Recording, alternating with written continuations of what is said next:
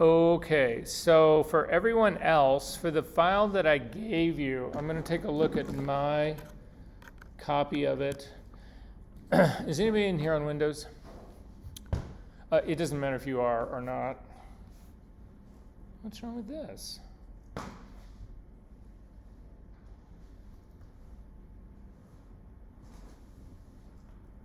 Is this plugged in? Can you just check the plug when it goes into the wall? Oh, I got it, thanks. Okay, so for the file that I gave, the folder I actually asked you to copy over, it was this one right here, the Assistant Digital Teching one. Inside that, there are two pieces of software in here. It just depends on whether you're on Windows or you're on Macintosh. So, Finn, can you see me? Are you good on? Okay, if something gets weird, let me know. Okay, because I've got like 3 camera things going on right now. Anyway. If you're on Windows, you want to use this camera calibration setup.exe. It's an installer for this software. If you're on a Macintosh, you want to go ahead and run this color checker calibration.pkg. It's a package installer. And tell me when you've actually got this loaded. I'm going to pause the recording, and then you guys can just tell me when it's loaded. So, okay, so what we are looking to do in this now. So we've talked about the importance of exposure, how critical it is to actually have the maximum amount of exposure that you can. However, you don't want to overexpose something and blow something out. Your sensor does have a limit. So it's not like you can keep going, you can keep adding exposure, thinking you're going to get more and more data. At a certain point, what will end up happening is that the photosites that are on your sensor, they actually collect particles of light. At a certain stage of the game, that they call it a photo bucket or a photosite, whatever, will completely fill up. And if you continue more and more exposure, whatever, the light that can't go into that sensor bucket any longer will start to spill over into areas around it, and you will lose detail that way as well, or you basically pervert your data that way as well. So it's not like you can go completely overexpose your stuff and feel like you're going to be fine. That's not true. You are looking for, again, perfect exposure, and that card is the way to use it, or the way to get it. All right, I'm going to show you this. So this is our holy grail of color. So we're talked about exposure now, but this is what we need to think about in terms of color. So in a typical color system, I'm going to show you one for a monitor just so that you can sort of see what it is we're actually doing here. I'm going to play this again just to give you the idea of the problem that we have with color in a digital world. So in our digital world right here, let's say that you have a file here, and again, the numbers in here are the color of this file. So if you were to go into Photoshop and click on the color picker in the beginning, open it up, you could put in a red value of 255, a green value of 148, and a blue value of 21, and you would end up with this sort of ochreish, yellowish kind of color. That would be the color that you would end up with. However, on your monitor, if it has not been calibrated, will give you something other than what the file is asking for. So in this sense, I just picked a different color. Again, the thing about monitors and cameras as well is that they are what we call device dependent. They have their own interpretation of these colors. However, in a calibrated workflow, we can actually build a system that will make sure that the file that we have is rendered correctly on our screen, etc. As we go to print, it's also printed correctly as well. And the way it works is this. You actually have a monitor now that is showing you, in this case, again, I just picked a set of random numbers. It's not showing you the correct color. It's showing you this monitor interpretation. So in this case, the reds, you can see they're actually the same value, but the greens are very different. The monitor is showing you this is 100 more green than it should have, and then the same thing in the blue. The blue is on more than double what it should actually be. So the problem that we have here is that what we see on our monitor is not what the file is actually asking for. So you can use a system of software and hardware. This is the puck that we're actually going to talk about, and we are going to do a monitor calibration and profiling. I'm going to show you what that looks like as soon as we do this for our camera. But nonetheless, the way it works is the software kicks out a set of colors, of known colors. The puck, the hardware, actually measures those colors off of your screen And where they agree, everything is fine, but where they disagree, it builds what we call a profile, and the profile will actually compensate for the mistake that the monitor is showing us. So in the case of the reds were the same, so the profile isn't going to change anything when it comes to these reds. In the green case though, it measures it and it knows that the green that's being shown on my monitor is 100 more than it should be. So the profile says, okay, whenever this color is asked for, we need to subtract 100 green. And then the same thing with the blue. It knows that the blue is overdriven. It knows how much it's being overdriven. So once we get this profile built and we actually use it, what ends up happening is that our monitor then shows us exactly what the file is asking for. Does this make sense? So that part's great and it works great. However, we need to do it at all of these stages. Your camera, the sensor in your camera is a device. It has got what we call device dependence. Every single sensor is unique. Every single sensor will represent color slightly differently. We need to remove that difference. We need to remove the derivation from the norm so that we have a consistent color. If I'm shooting with 3 different cameras, and I'm shooting the same subject, I want the color of all 3 to be the same. It means I'm going to need a profile for every one of those cameras to remove its device dependence. Does that make sense to everyone? And they all work exactly the same way. They all work with a combination of hardware and software. They're measuring known targets. They're developing these profiles then, and then once you employ them in your color managed workflow, you are good to go. So anyway, we're going to build a profile sensor for our camera. So a sensor profile, not a profile sensor, a sensor profile. We're going to develop one of those so that it brings in unambiguous device independent color into Photoshop. Then when that color is actually expressed back out, we need a monitor profile to remove the device dependence of the monitor so that then what we're really seeing once we remove the profile remove the device dependence of the sensor, also gets removed in the monitor. So if you have this system going, what you actually shoot is what you will actually see. Now, every single monitor is unique, so if you have 2 or 3 monitors, every single one of those monitors needs its own profile to do this correction. But if you have this system completely in place and functioning, you could have a wall of monitors that will all show you exactly the same color. Does this make sense? And then finally, as an extension, that same process happens for all individual printers. Every printer, every ink set, and every type of paper has its own unique profile. So if you've got an Epson printer and you put in an Epson glossy paper, it has its own profile. If you put in a matte paper for that printer, it has a different profile. If you put in a Red River glossy version, it has a different profile. I mean, it's all unique for all of these. But if you do all of this profile process, you end up with what we call a color managed workflow, and it will change your life. Does this make sense, what's going on here? We good on this part? What the ambition is? Okay, so the first thing we're going to do is build this camera profile, and then I'm going to show you how to do a monitor profile, and then we will jump into Capture One.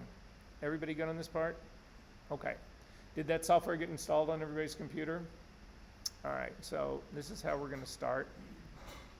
The first thing you need to do is launch the software. So if you're in Windows, again, I don't know why they call it 2 different names. It's the same fucking software, but they call it 2 different names. I'm going to go find mine. In my application folder, it's actually called Camera Color. I can never remember what it's called. Color Checker Camera Calibration. If you're on a Windows machine, it's something slightly different, but nonetheless, this is what it is. So you want to go ahead and launch this, and it will open up. And it's going to, right off the bat, ask me, have I calibrated my monitor recently? And I'm going to say, no, yes, I have, whatever, because I do have a calibrated monitor. I'm going to show you what that looks like in just a second. So, did this software launch for everyone? All right, guys, I can't keep asking you if this is working for you. If something's not working, just let me know, okay? All right, So you can start this in a couple of different ways. You can actually, we're going to load a file onto this. It's a file that I've given you. It's a very specific file. There's two ways you can load it. You can actually drag and drop it right here, or you can come up to the file menu and come down and click on add image and navigate it to it the normal way. I'm going to do a drag and drop. So I'm going to go back out to the folder that I gave to you, and I'm going to find it on my version right here. And it's in this folder called DNG Custom Profile Example Files. So what we need in this, if we take a look in here, it's this file right here, I hope. Either that or I've given you the wrong stuff.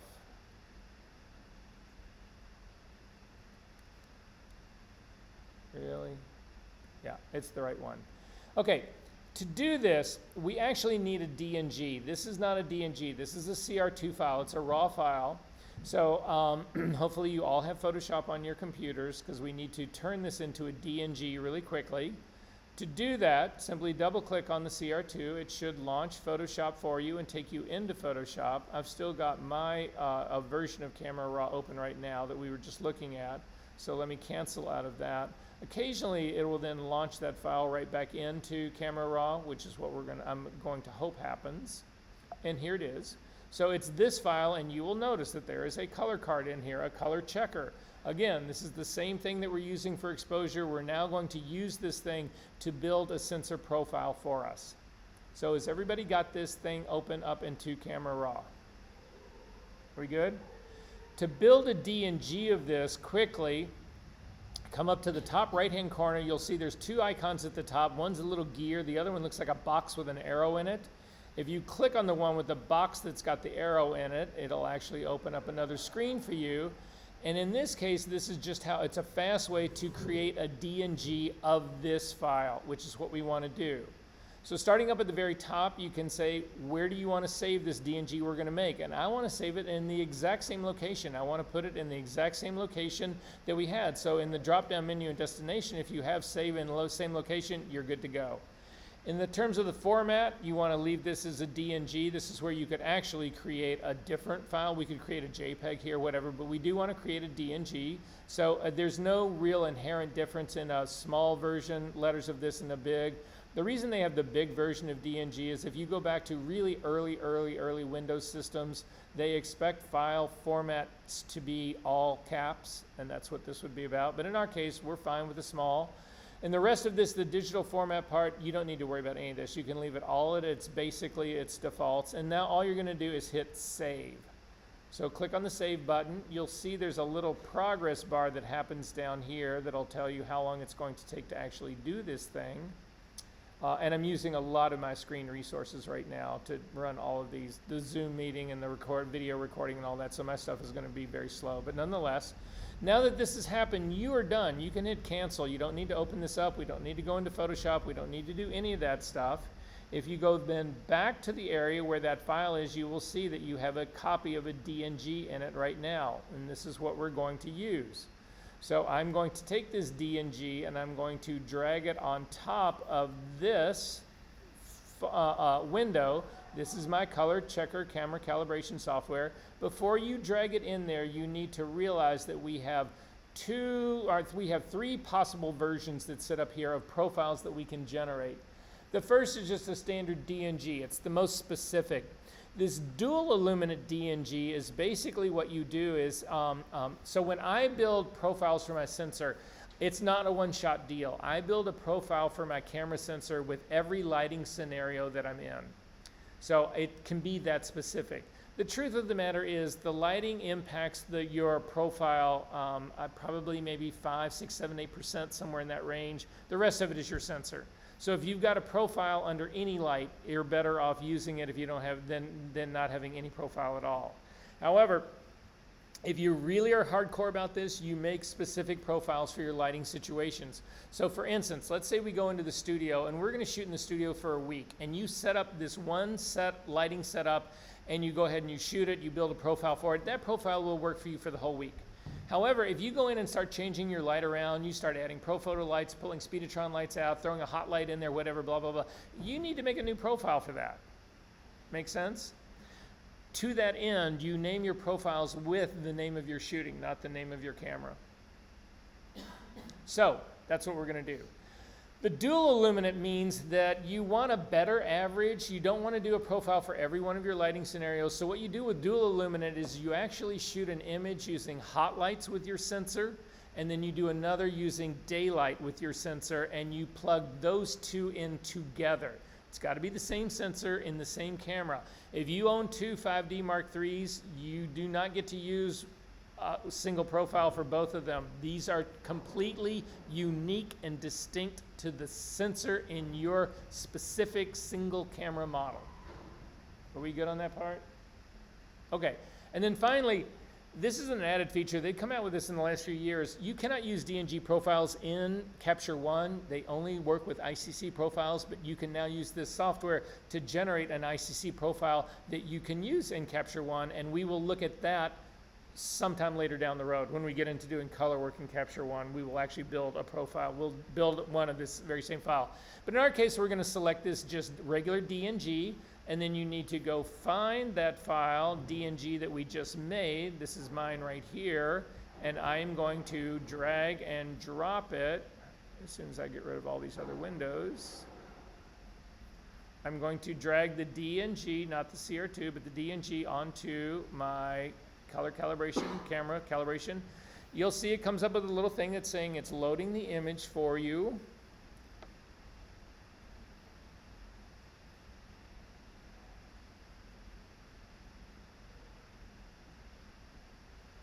Is this working for you guys?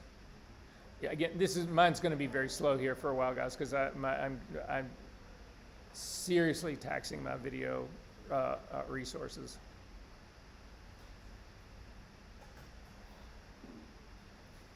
And if you're lucky, it will actually find the color card, and it will put this grid on it, these little squares that you actually do want on this thing.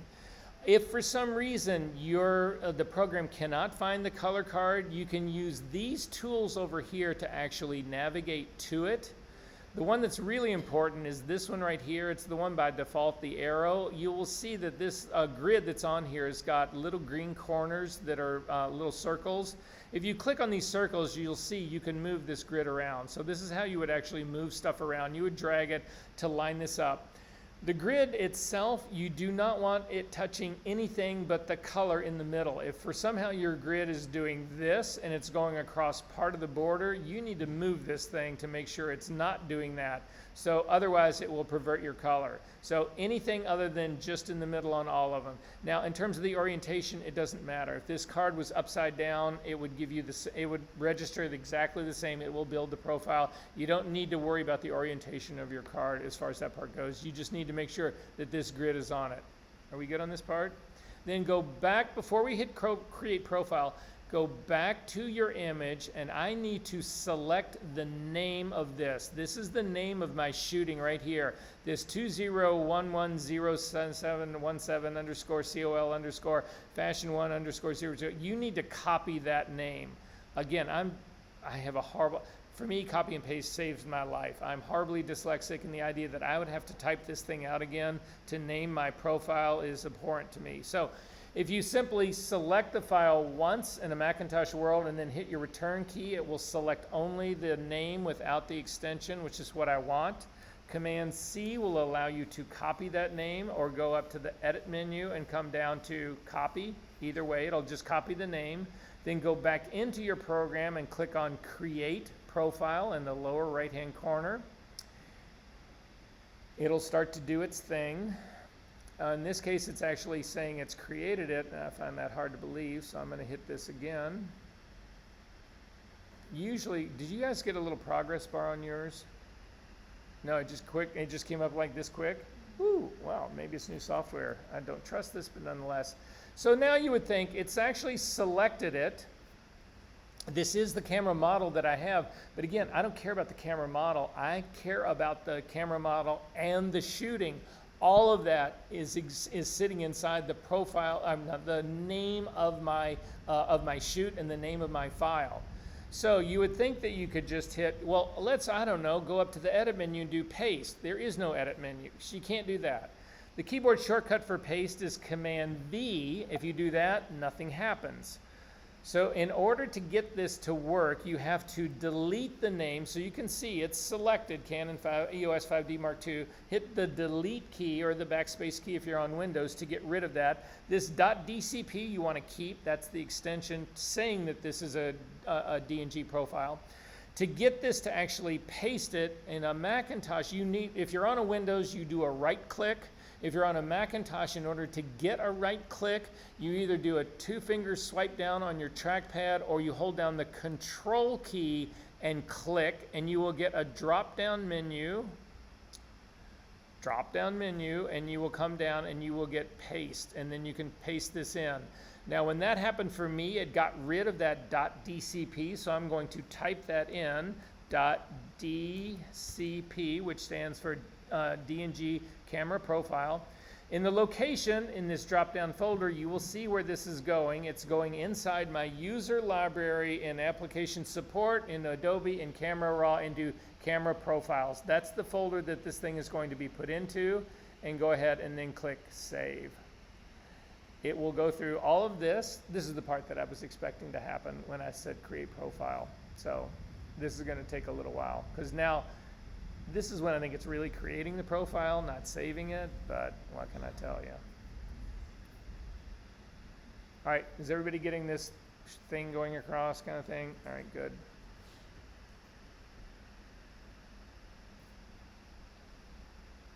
So back to the value of that in this class. Imagine going into a brand new studio and saying to your photographer on day one as the third assistant, would you like me to profile your cameras before we start shooting today?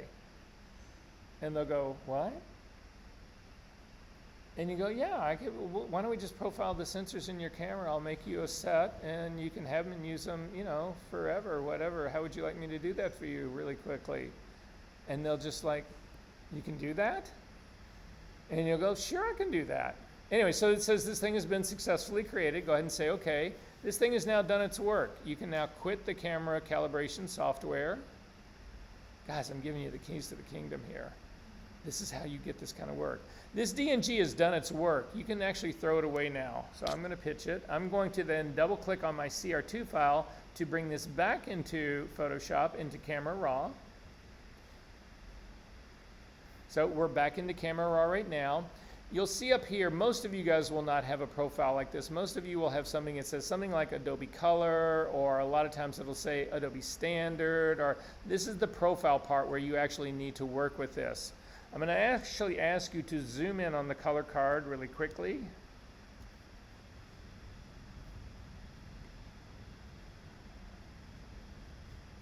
Just to make it easier to see. Woo, that was a lot quicker. Anyway, okay, so we're going to work with this now. To get to the profile that we just generated, you can get to it using this drop-down menu and the browse button, but for me, what's easier to do is actually these four, the little icon that's to the right of it, that's got four little icons that looks like a magnifying glass. If you click on that, it'll give you an expanded version of this to let you really see what's going on. The way this thing works is we're going to employ it. We're going to actually use it in a second. But right now, I don't want you to click on any of these profiles. I just want you to hover over them. So for instance, if you hover over the monochrome one, it changes your image to be monochrome. So it's a preview. If you come back off of it, you go back. So we are going to go find the profile. If you scroll down on this, you will see underneath all the these are all CAN profiles, the Adobe Portrait, Adobe Standard, Adobe Vivid. These are all color profiles that Adobe has made. They're CAN, they are supplied to you. They're the same for everyone. But in our case, what we're looking for is the drop-down menu underneath that just says Profiles. Click on that, and it will actually open it up. And then you need to go find the one that we just made. Now, I've got a ton of mine in here. If you hover over any one of these and then come off it again, you will actually see a massive shift in your color card.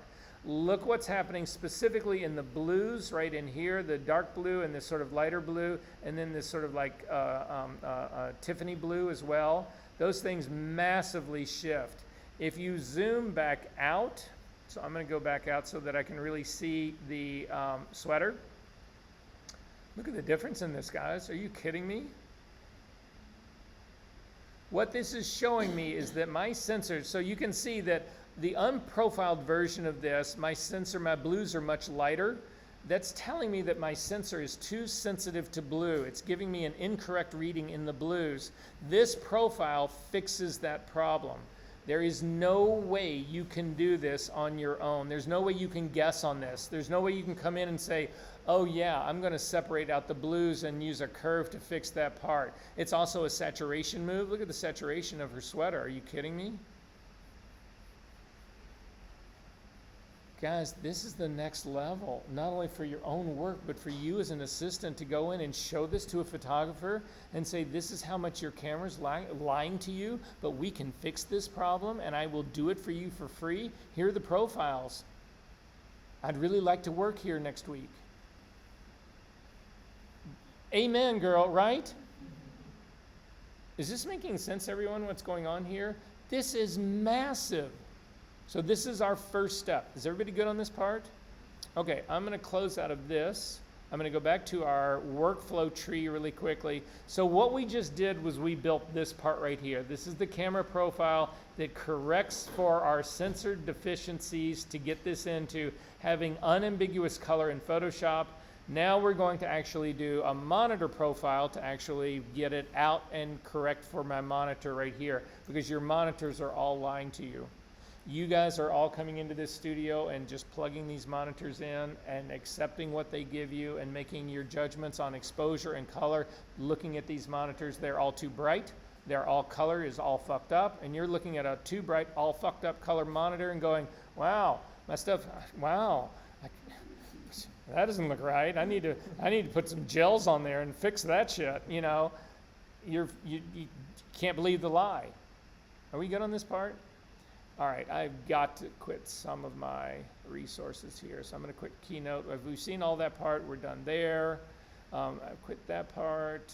All right, so to do the monitor part, this is not something you guys have. This is something, though, I'm going to show you. You will hear some of this on the video.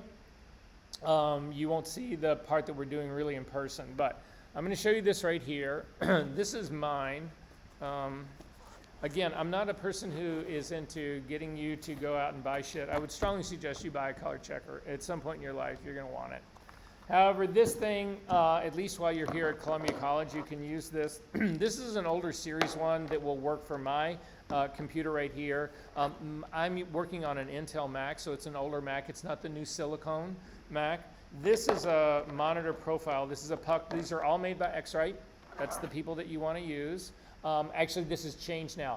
X-Rite was the company that bought out Macbeth Color Checker, or just the Macbeth company, and they then became the de facto people for doing calibration stuff. They've spun off all of this now to a division, a software hardware division called Calibrate. So if you want to look up Calibrate really quickly, go online. So I need everybody to do this really quick. You need to find it because it's no longer X-Rite. So I'm not suggesting you buy this shit. The college has this stuff right now. You should use it while the college has it. Decide if this is something that you feel like you want to buy, and then you can go ahead and buy it if that's the call, or otherwise just keep coming back to the college and saying, I want, anyway. So if you do a new window and do a search for Calibrate, it's spelled C-A-L-I-B-R-I-T-E.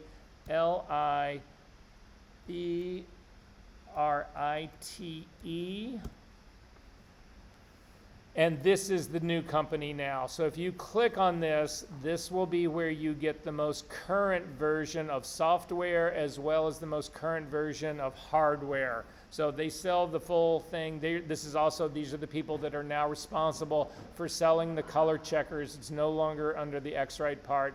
And if you come down here, you can actually see these are the 3 different models of puck that you can get. The college now has these.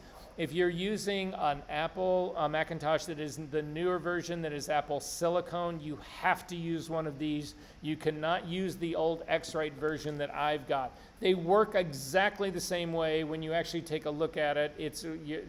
There's no difference in how these things work. It's just the software that they are capable of working with. Does that make sense to everyone?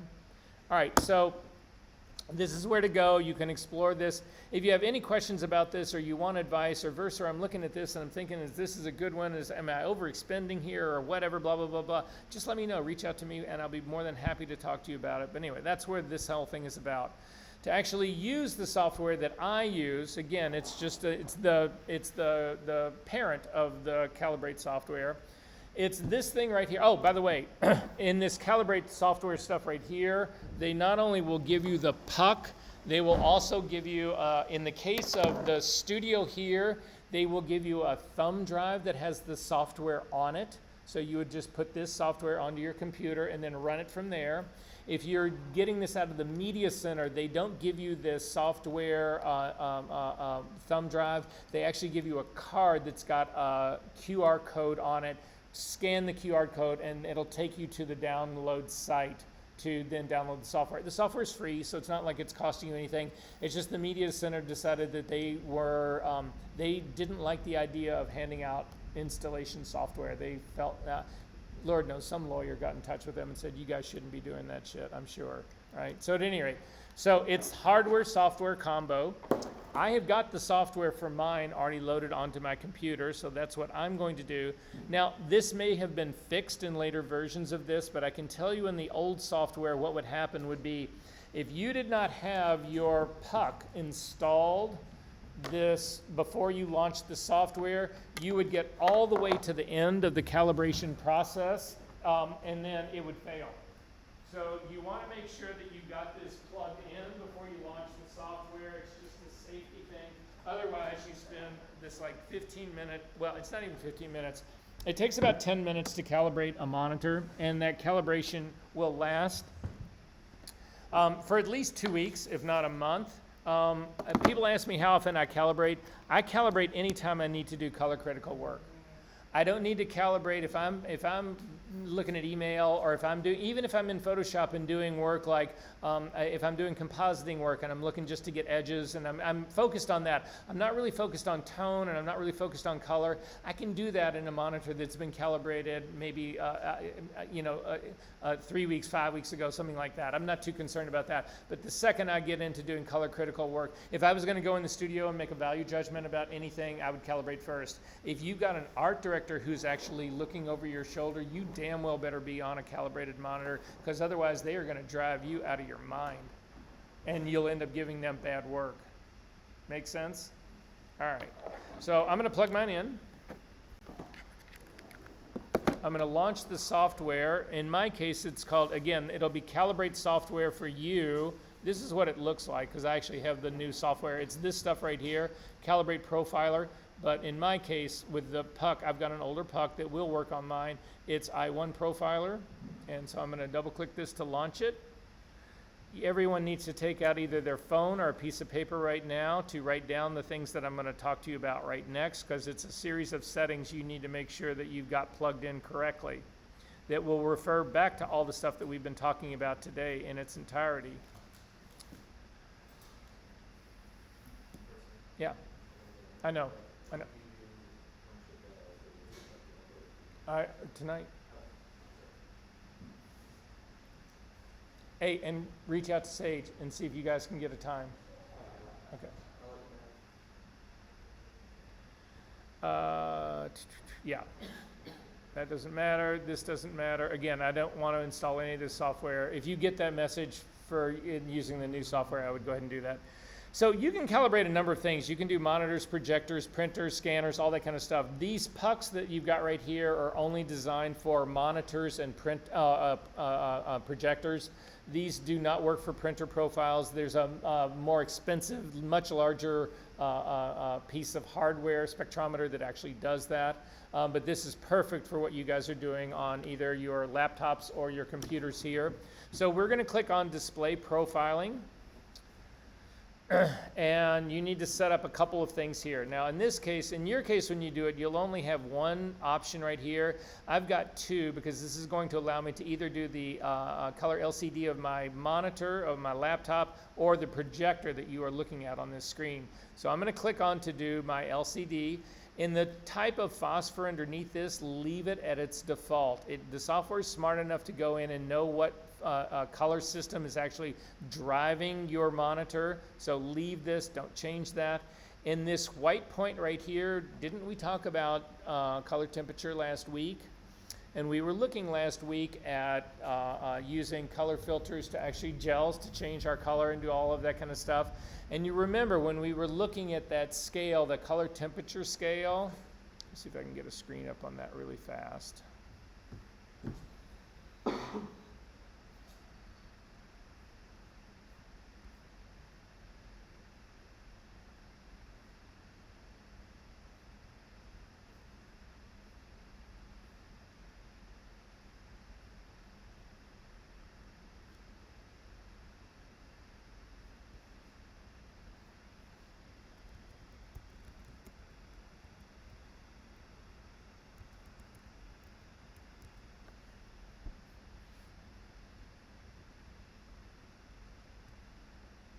This was our color temperature scale right here. And remember, this area right in here around that 2800-ish, 3000 was tungsten light, kind of a yellowish, warmer color.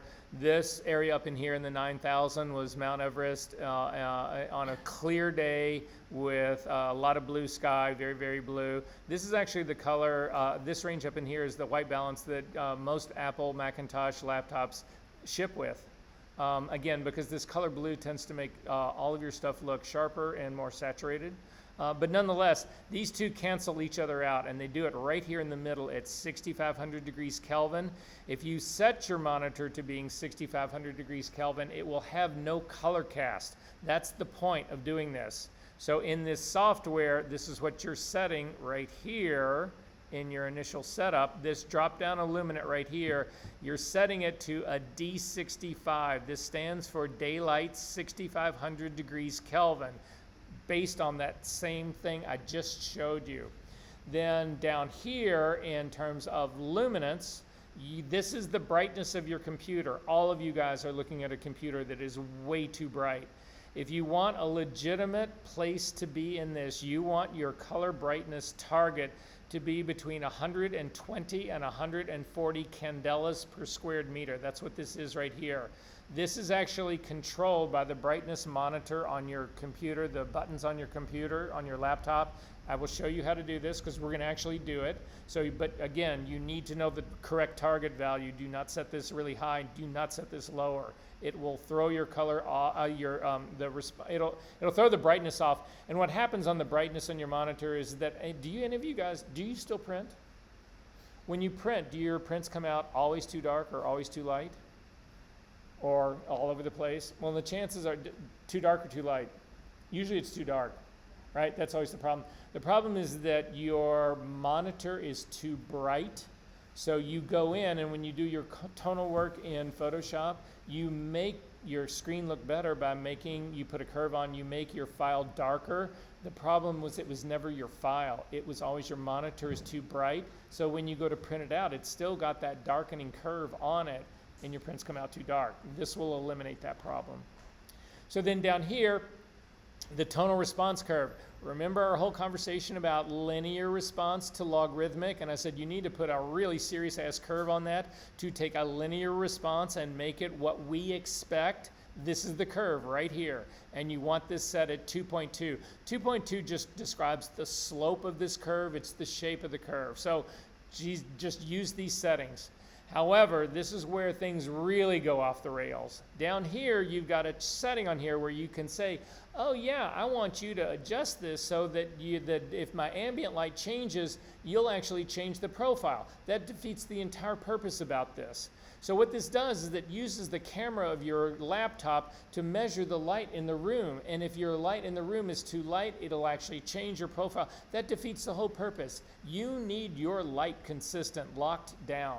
That's why the Digital Print Lab has got all the curtains are down and they are not to be opened up, all of that. They're trying to establish a uniform color or tone or light level in there, regardless of the time of day, regardless of what's going on outside, all of that kind of stuff. You need to think about the same thing for yourselves.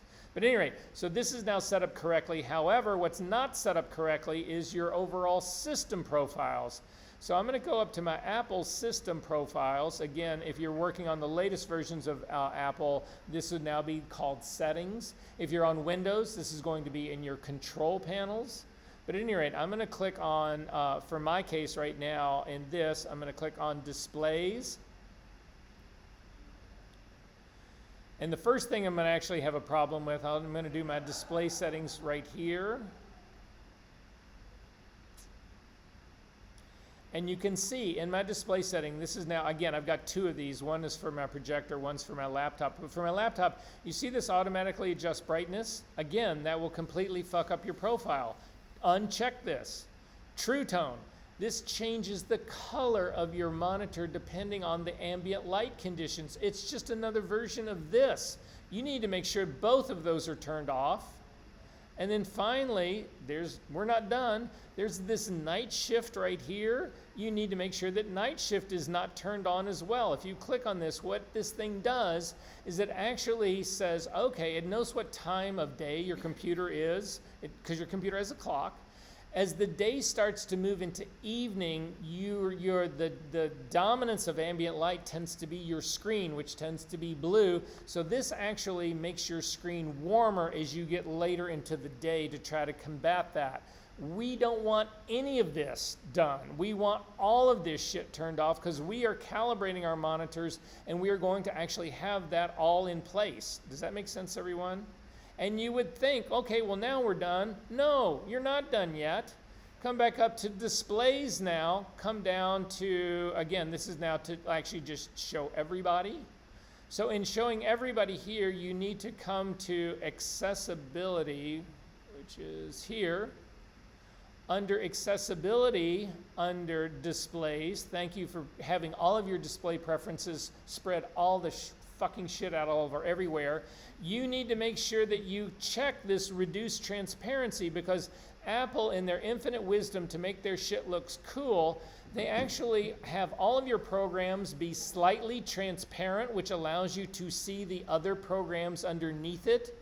Well, if you start flashing color up here that you're measuring with a hardware and there's all of a sudden screen content that's coming through that because your image, what you're looking at, is transparent, it pollutes the color. So you now have the wrong color that you're measuring, which will also fuck it up. And then finally, when you're in here, this display contrast, if you touch this, you're an idiot. You need to leave this at normal. If you crank this up, forget it. It's all over for you. You won't be able to trust anything your screen tells you. Is this enough for everyone? Yeah. So then finally, we're at the stage of the game we can start this. I'm going to click next again. Don't worry, we're going to take a quick break as soon as I get this going because you don't want to sit here and watch this happen. So remember I told you it's going to throw up a set of colors? These are the colors it's actually going to throw up on my screen. My puck is going to be laying on my screen, and every time one of these colors comes up, it's going to measure this color. If the color is correct, it'll leave it alone. It won't do anything. If the color is incorrect, it'll figure out how bad that incorrect is, and it will generate that into my profile to fix this. Does that make sense, everyone? Pretty much just what we did with the color card when we did our sensor profile. Okay, so we're going to, at the very top, start measurement, and it's going to give you this cute little thing. It's going to say, open this up, and this is true of the new ones as well. There's a protective cover on this. You'll see it looks like it's like a white piece of plexiglass. You lift this whole thing up, it releases, and then you spin it around, and now you can see that there's a lens, a clear lens that's on it. That's what you need to do this. The software knows that we've done this. So it says, okay, now when you use this thing for best results, you want to tilt your screen backwards so that this puck rests on it. If you have your screen too upright, the puck can actually lift off of the screen. So you want to make sure it's in really solid contact. So I tilt mine pretty far back. There's a counterweight on the other end of this part right here. You can use that to balance this. You want your puck to be sitting in the middle of your screen. It's not a bad idea to have cleaned your screen before you do this. I cleaned mine earlier today, so I'm good to go on this. Then I'm going to click OK to this, and then over here to Next. And the first thing that's going to happen is it's going to show me, it's going to run through to try to give me a sense of how bright my screen really is. So you'll see this thing comes up right here, and it says, okay, the brightness of your screen, you said you wanted 140 candelas per squared meter. Yours is measuring at 513. This is what's happening to you guys. My screen is now at least 3, if not 4 times brighter than it should be. So this gets to be the tricky part. This is why you are paying my salary to be here, is to walk you through the next part. Setting the brightness at a place that you can repeatedly get back to is a challenge. So this is the trick. This is what you do. I need to get my monitor, my controls back up. So it's the brightness controls that are on your screen part. What you want to do is you want to start with your screen as bright as it will get. You see all those little teeth on the bottom of mine?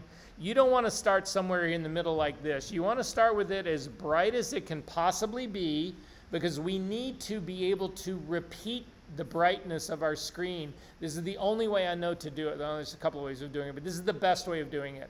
So I'm going to start now dimming my screen, and I want to count the number of times I hit that dim button to get me to this 140. So it's an auto readout. You will see the minute I hit the dim button once, it's going to remeasure. So I'm going to hit my dim button one time. You'll see there's one tooth that just went down. I'm now at 372 candelas. I'm going to hit it a second time.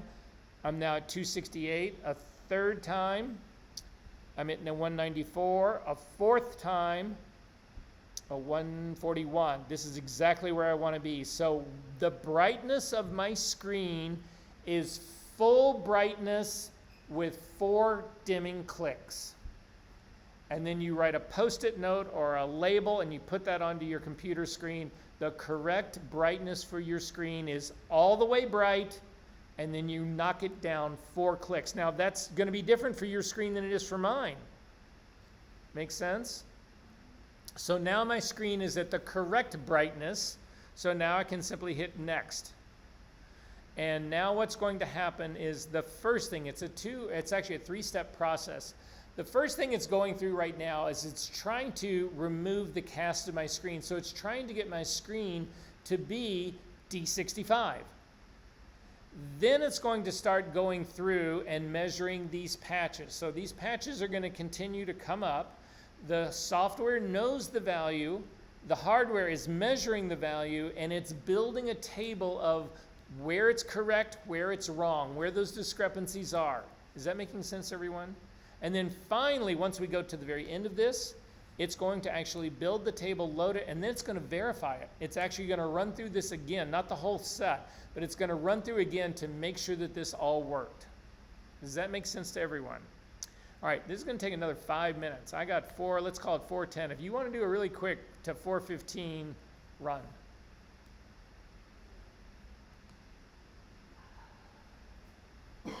And this will put us in a good place, guys. We'll start out Capture 1 easy, and then next week, I'll make your head hurt. How do you do scanners? So again, it changes in the software, but most of them, what they do is they have another version. You can probably do it with a color checker, but they have a color card. Sometimes in the old versions, it was a card that was made by Kodak, and they called it an IT8 card. And you could get them for, depending on what you wanted. So a lot of scanners only do reflective art, but a lot of scanners also do transparent art.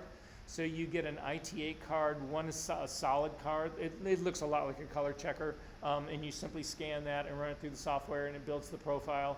And if you're doing it for the transparency part, it's actually a transparency. It looks like a 4x5 transparency that's the same target, so they can measure the transparent light that's coming through it. And then depending on whether, if you're scanning flat artwork, you use one. If you're scanning transparencies, you use the other. And also, if you want to do printer profiles, in the printer profiles, what it does is that it gives you a set of targets that you literally print out, but you do it via the software because you need to make sure that there's no other color management happening, and that's really hard. It's almost impossible to do in Photoshop. To get something coming out of Photoshop that is not being color corrected on some levels almost impossible. So doing it out of the software works really well. Then you'll have a set of targets, and then you measure the targets using the hardware. that hardware, this hardware stuff that we're looking at right now is $250. The stuff to do the printer stuff is closer to $3,000. They have one at the media center. Again, you can check it out. You can't take it home, but you can check it out. So you can print your targets using anything. The target, again, the software is free, and so if you have a printer at home, you could just print your targets at home, bring them into the media center and scan them, and then you'd have custom profiles for your printer at home and any paper that you put through it. Yeah, but again, the difference all of this makes, I say this to people, when you guys typically do your printing, most of you, you're doing printing and you're looking at stuff and you go, wow, that seems a little bit red, and so I'm going to change whatever. I don't do test strips anymore. My color is 95% of the way there, the very first print that I pull. I might go in and tweak something a little bit, especially if it's really super saturated-y kind of stuff, whatever. It might need a small tweak, but for the most part, I don't touch. I haven't done a test strip in I don't know how long. So now it's doing the verification, you can see. And verification, it doesn't have to run through all those colors. What verification is doing, it's actually kicking out an entire step of grays. And what it's trying to make sure is that every one of those grays is truly neutral. So you'll see it's going through this whole series. It's measuring these to say, do these all have equal amounts of RGB? Does every one of them? Because if it does, then all of this process has worked.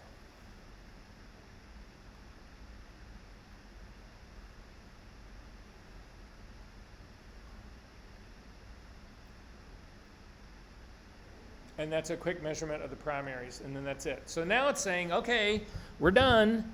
Go ahead and wrap this guy up. So I'm going to pull this off. I'm going to recover it again. I'm going to set it down next to my computer. I'm going to hit the next button again. And in the next button, it says the measurement is complete. Continue the next step. And I'm going to say, okay, but what I want everyone to do is take a look at this set of patches right here.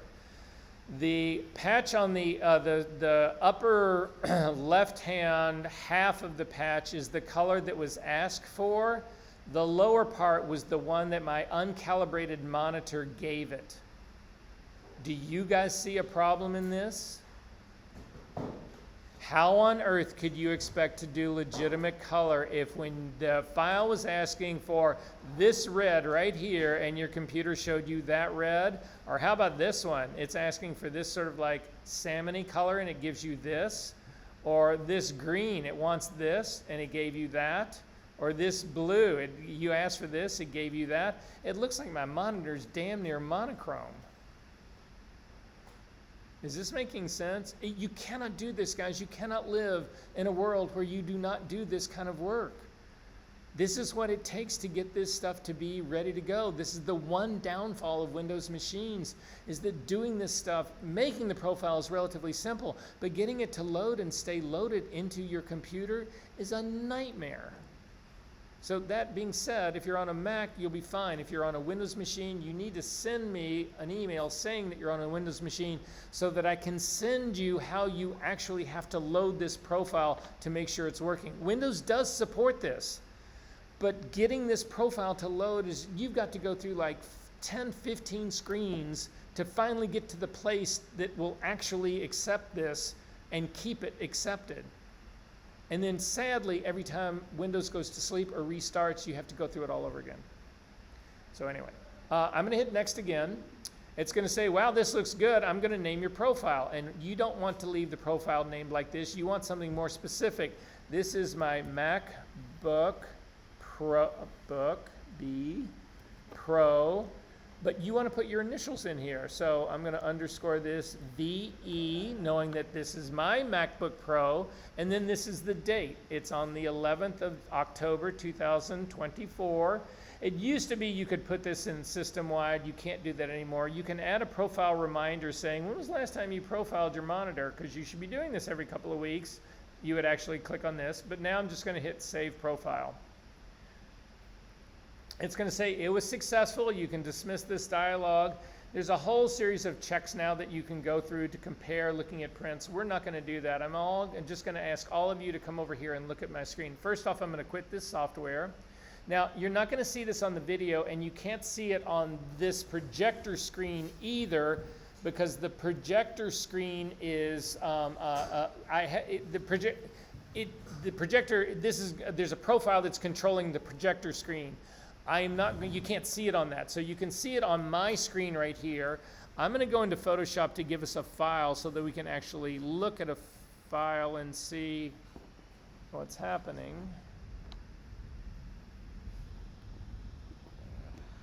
Yeah, tell me about it.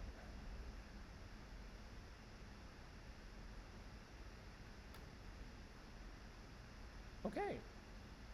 So ignore this screen. You want to look at my screen right here. Let me get an image file up really quickly.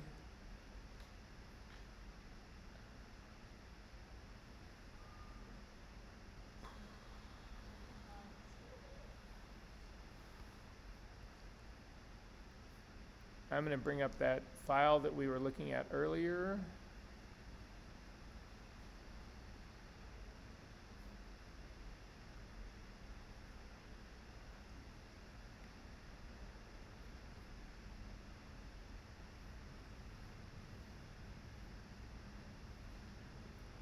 I'm going to open this up. First, I'm actually going to change the camera standard and do the corrected profile that I just built to make sure that my color is unambiguous as it comes in here. Then I'm going to simply open this guy.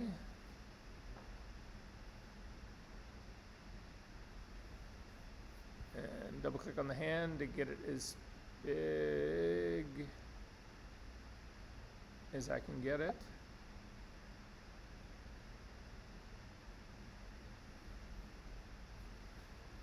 And now I'm going to show you the difference. So if you go to your system preferences, and this is a good check as well, you should do this anyway, to make sure that the correct profile is loaded. I'm going to go to my displays. And in my displays, I'm going to click on my display settings.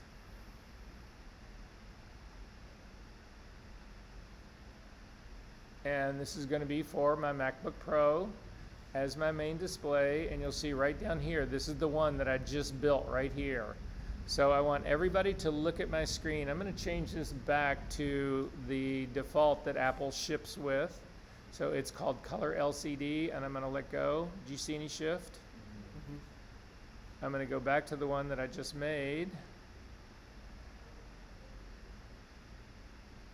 It's this one right here. Watch the color shift in this. How on earth? Not to mention, this would be the brightness that I had my screen at, so this would be the problem here. To make this even worse, way too bright. Look at this. Guys, you can't, this ends in your life right here, right now, today. And again, my brightness was 4 clicks down. 1, 2, 3, 4. This is a calibrated color neutral state. And not only should you be working like this, this is the stuff that you bring this up for a potential client, a photographer, whatever, they will bow down on the ground to you. They'll either do that or they'll hate you and say, well, you showed me up, you fucker, get out of my life, whatever. I can't believe you made me look like an idiot. Yeah, don't do this in front of the client. Don't go in and say, by the way, you should, blah, blah, blah, blah. Did it work on yours?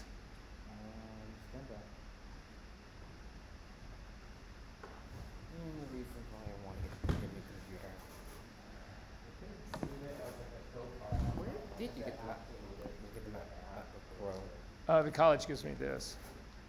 But you should get it through Apple through their educational discount. Because you're a student. Through Apple, through educational.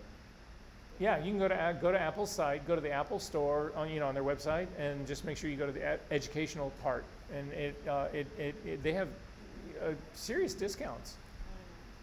I think you forgot the first step. I was filming in the monitor. Yeah, well, I was looking at it now. When I lecture, really, I get never mind. But you're absolutely right. You're absolutely right. All right, guys, we've gotten through all of this. I do want to do just a little bit of Capture One right now, so everybody jump out. I'm going to go easy on everybody, but we can get some stuff out of the way in the beginning part of all of this. We'll do a little bit of this. I'm not going to kill you guys. When it starts to get to be something a little bit more intense, we'll quit. And then we'll jump into it with fresh eyes and ears and all that kind of stuff next week. That'll also give me time to break this set down. So, okay. I'm going to close this part up. Bless you.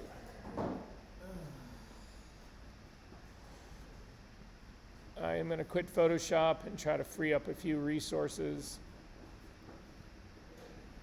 So you just want to download Capture One? You can either do it on this computer right here, or you can download Capture One right now, but if you start Capture One on your computer right now, your 30-day trial starts now. We're not going to do that much in Capture One right now. So you're better off waiting to activate Capture One next week so that you go deeper into the semester where we really are using it. Does that make sense? Yeah. Okay, so yeah, let me find my notebook right here. Some of the stuff in the very beginning, you're not going to have to do anything. It's really more just lecture based. Not that I haven't already done that to death with you guys.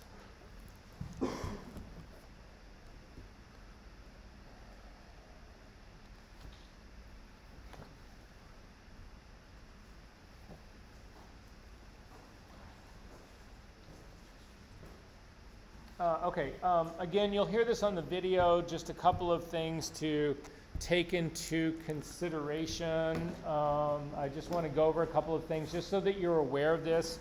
Again, because you can go into different situations in different studios and be confronted with this stuff, and so you need to know this part about it all. So I just want to make sure that everybody is square about that part. So what happens with Capture One in terms of the software part of it all is that they will go through, like right now, Capture One, take a look at mine here really quickly. Let me quit Bridge as well. It's another hog.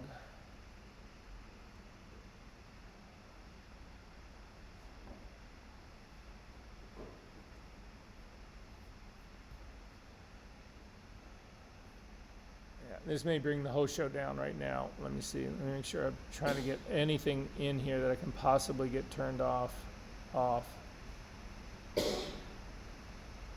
right, well, hold on to your hats here, guys. We'll see if this is going to work. What's happening is I've got a video recorder going on right now, which takes up a lot of video resources. I've got a Zoom meeting, which also takes up a lot of video resources. And now I'm going to launch Capture One, which also takes up a lot of video resources. So this could crash the whole thing. If it does, we'll move on to Plan B.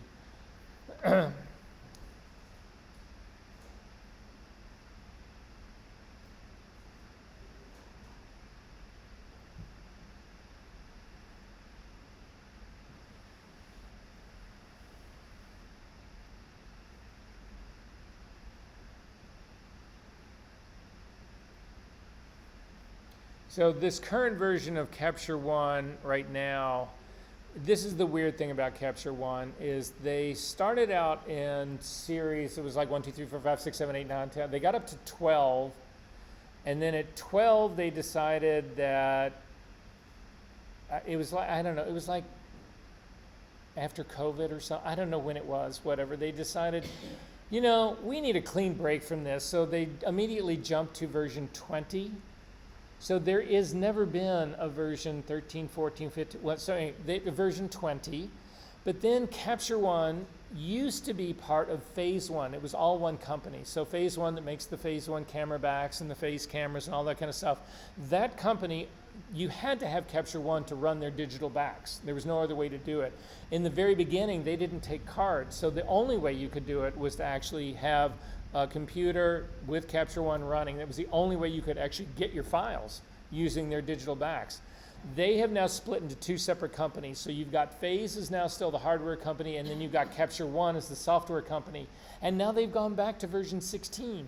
So we were at version, however, you see right here, this is build 16. However, when you go to download this, they're going to say that this is Capture version 24. So don't pay attention to any of this shit. You can go onto their website, find out what the latest, greatest is. So the way their structure works is this. Once you get into a point, so like right now, I'm on version 24, even though they call this version 16. I'm on version 24. They'll go through a series of minor updates, so they'll do a 24.1, a 24.1.1, a 24.1.6, a 24.2, a 24.3. As long as they do that, all of that shit is free to you. The minute they go to version 25, if you own the perpetual license, they will then charge you again for it. If you're on the subscription version of it, that doesn't happen. The subscription version, as soon as they do any update, any change, any of that kind of stuff, you get it for free. It's just the subscription part. Right now, the buy it and own it for life version of it is close to $300, $350, something like that, and it will work for you forever as long as your computer supports it. You can't upgrade. You can upgrade to the most recent or the most recent version of that was still within that overall number. So any of the 24s, you'll be able to upgrade. You can use previous versions with any license, so you can go back and use version 21, 22, 16, 12, anything that your computer will run. However, if you've bought it and you own it and you want to upgrade to the latest version of it, the bigger version of it, the numbered shift version of it, whatever, you've got to buy it again. The subscription model is, unlike Adobe, it's actually relatively affordable. So the subscription model right now for students for a year is it's $63, $67. It's something like that. Make sure you get the educational discount if you're going to do that. Mark was saying the other day that if you do the trial and you download it, they'll give you another 30% off on your educational subscription part. So it's worth looking into. That's all I'm saying, right? I mean, that's where I'm heading right now. It's only for the professional model. So you need to know about this part. There are different flavors of Capture One. The two that really matter to you all are this. There is the Pro version, which is what you're accustomed to using here. It's what we use. And the Pro version not only will run all the Phase 1 hardware, the digital backs, all of that kind of stuff, it will also run all the stuff from Nikon, from Sony, from Canon. Fuji has now been included, although they still have, whenever they've tried to bring in another camera company, a lot of times they will do as a separate version for just that company. They used to do this for Sony. So in the older days, like 4 or 5 years ago, whatever, you had Capture One Pro worked for all for all phase cameras, for all Nikons, and for all Canons. If you were on a Sony, it supported some Sony, but there was a dedicated version of Capture One Pro for Sony. I think Sony has now been built in, and there's no longer a separate version. But if you're moving Fuji now, they're bringing Fuji into all of this sort of like family. Fuji now, or at least has been up until recently, got a separate version of Capture One for that. So anyway, just be aware of that part. Those are all ones that you have to pay for to buy the perpetual license, or you buy the subscription for it. If you own a phase back, so if you own an IIQ back or a P series back or any of the phase backs, again, they give you the software for free, but it's got a tag on it. It's called Capture One DB. It stands for Digital Back. That software is free, but it will only work with digital backs made by Phase. You cannot shoot with a Nikon to it. You can't use it for a Sony. You can't use it for a Canon. You can't use it for anybody else. Those are the two biggest distinctions in all of this. So again, it's just when you get to their site and you're looking to buy or download that software or whatever, just be aware of those issues, right? If you own a digital back from Phase and that's all you're ever going to shoot to, and when I say Phase, the Mamiya backs here are actually, those are considered Phase backs because Phase bought Leaf, they bought Mamiya, they had Phase already. So all the digital backs, pretty much everybody except for, does anybody know, does Fuji make a separate digital back? I don't know if they do. Hasselblad does make a separate digital back, and you cannot use any, and Capture One does not support any Hasselblad digital backs. So anyway, are there questions about that part? Are we good? Okay. Typically, and this is something for you guys, again, I'm not a believer in stealing software, but I am a believer in leveraging gifts that have been given to you. When you get a license for Capture One, it will actually be good to be used on 2 computers. This changes. It's usually between 2 and 3. They may have changed it now. It's always been for at least 2, meaning if you had like a desktop and a laptop, you could have Capture One active on both. However, if you, let's say, had 3 computers, because this used to happen to me, I had a desktop here in Chicago, a desktop in New York, and a laptop that went back and forth between the 2. You can deactivate your license for one of your computers and activate it on for another computer, and you can do it without having to be connected to those computers.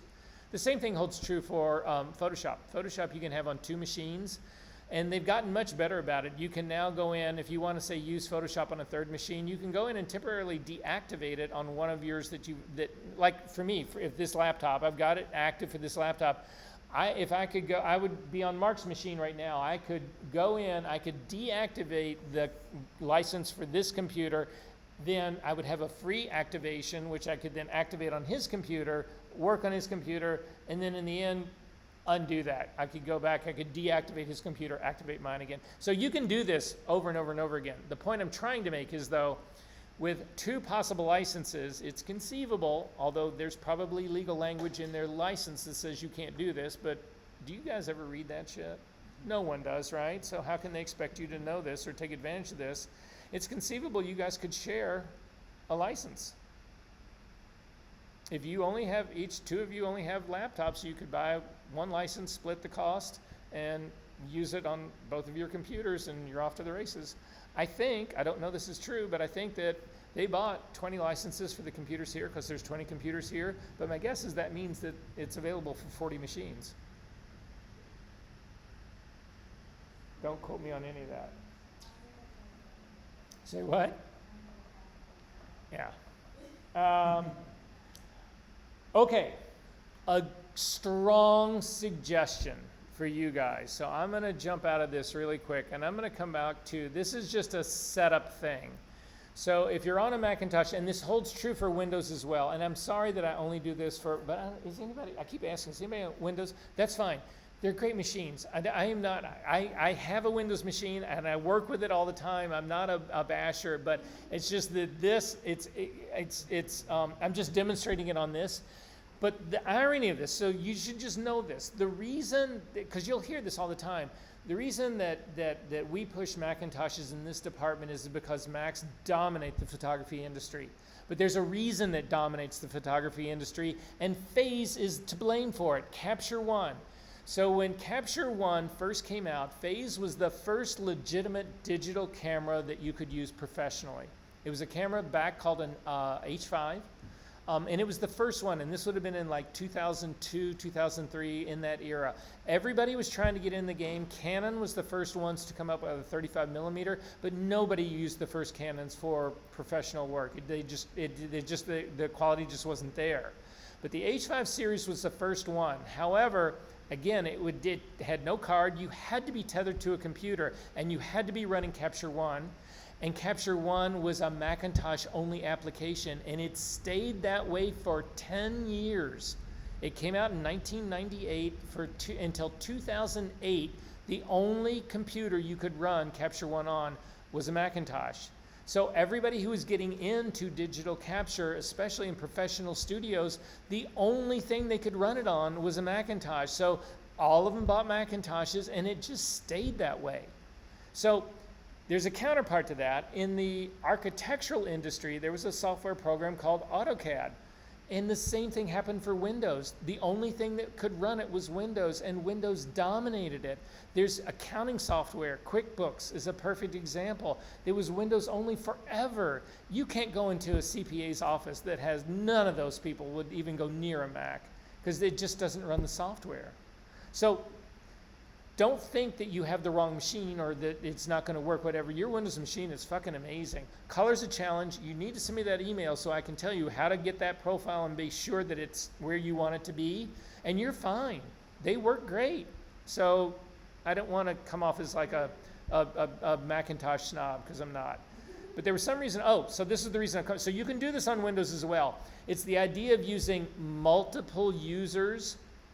So I'm going to do a log out on mine, and hopefully this isn't going to, well, no, I'm not going to do that. I'm going to show you how I would set up another user on mine.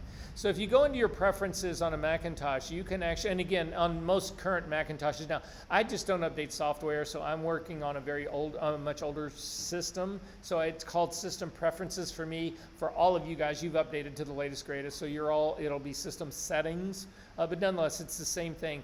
If you come down to your users and groups, and you click on this, you can add a new user. So if you unlock this screen right now, I'm going to go ahead and just use my password to do that and unlock it. You can create a new user. I'm going to do one right now. I'm not going to go all the way through it because I've already got one. You guys see right here, I've got a Capture One user on mine. When I log into my computer, I have the option of actually running my computer as Verser Engelhard or as Capture One. And the reason I have a Capture One account is that I do not do anything when I'm logged in as Capture One except for Capture One. I never look at an email. I never launch a browser. I never run another program. I never launch Word. I don't do anything except for Capture One. And that keeps my system when I'm logged in as Capture One as clean as it can possibly be. I don't worry about system conflicts. I don't worry about weird drivers that got installed. I don't worry, all of those things are, that's all shut off to me. And you guys know, you've all worked with Capture One enough to know how glitchy that shit can get. This eliminates so many of those problems. So to create one of these, you simply click on the plus at the bottom. It'll open it up and it'll say, what do you want to call this? And I'm going to name mine Capture One 2 just because it's going to know that I've already got a Capture One. But I'm not going to create the user. I'm going to get everything, but not quite there. So yeah, so Capture One.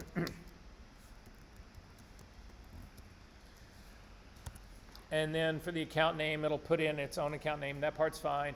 For my password, I'm going to put in the password that I use for all of my logins. I'm going to verify that. And then finally, for the type of account in this drop down, you do not want to be a standard user. You want to be an administrator. So if you click on this and then click, go ahead and create new user. Again, I'm not going to do that because I don't want that. You'll end up with this like this for me. So that when I log in, I can log in as Capture One, and that's the only place I run Capture One. If you're actually logged in as another user like I am right now, I am logged in as Verser Engelhard, but you can come up to your Apple menu, come down, and I could click on Log Out. That's going to pause all of my programs right here, and then I would log in as Capture One. I don't actually do that. I do it from the get-go. Does that make sense, everyone? So creating a Capture One user for yourself is just a really smart move. You can just, it's just a very smart move. So then anyway, once you get into Capture One, it seems like, I know this is happening by default on these computers right here. It's the last thing we're going to get to, guys. So give me 4 minutes here and we'll be done. When you first get into this, well, we'll just do a tour of this. I'm not going to even get into what we set up here first. When you get into a tour of this, what you'll see at the very top when you launch into Capture One is you've got a set of tools that exist across the top here. All of these are customizable. We'll actually look at doing customization again. But then you'll have a series of tabs that exist right here. And then the tabs that exist right here are also completely customizable.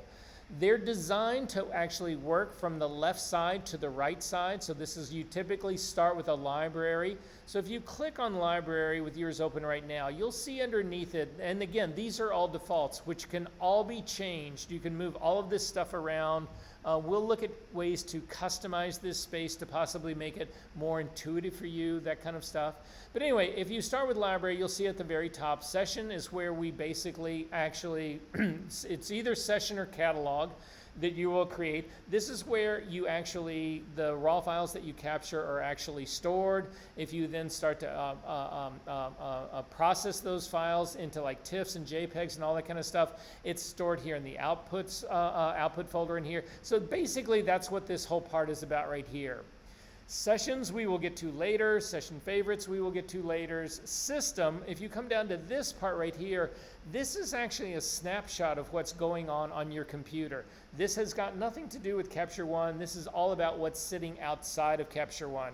So you can see on my version right now, I've got my typical Macintosh hard drive. I've actually got a separate partition that's called Data B. This is where I keep all of my financial stuff. I've also got an external, another partition on my drive that's called Toss Volume. It's a place where I put all the garbage stuff that I know that at the end of the day I can go back in and just throw everything away. You'll also see that my external hard drive that you guys have been passing around is also here as well. And then finally I've got a home folder down here, all of this. So this stuff is all system, and it all changes depending on your system. You don't really go in and change anything in here. You go in and you can navigate to stuff in here. So for instance, I can open up my Macintosh HD here. I can then go to my users and open that up. I can then go to my Verser and open that up. And then I can go inside of Verser to my pictures folder right here and open that up. And this is where I store all of my sessions that I'm shooting to. So all of the stuff that I've done with you guys in here, stuff about demos and all that kind of all sitting in here. So for instance, I can go into, this was an available light shooting that I did with you guys 3 weeks ago.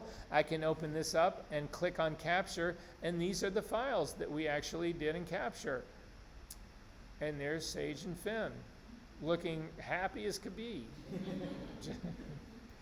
No, I'm just kidding. Then once you get down below this, we get into filtering and searches and tags and keywording and all of that. These are all library functions. You'll see that there's no camera in here right now. I can add cameras in here if I want to, but the whole idea of this is that they separate these into areas that involve what you're actually doing. So if we go to the next one to the right, this is tethering, and this is where you'll find camera support and camera settings and capture naming and all of that kind of stuff.